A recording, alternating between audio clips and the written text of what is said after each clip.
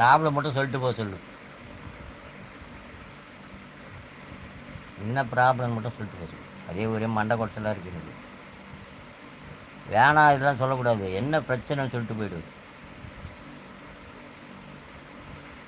என்ன பிரச்சனை, எதுக்கு? நீ எதுவும் என்கிட்ட பேசாம சொல்லாத. பாதிக்கப்பட்டவன் நான். 2 நாளாக நான் என்ன கதி இருக்கேன் தெரியுமா?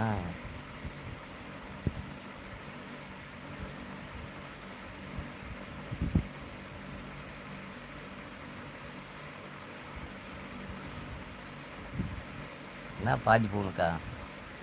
நான் என்ன பண்ணேன், அது என்ன பண்ணேன், தப்பு பண்ண சொல்லிட்டு என்ன பண்ணேன் சொல்லு.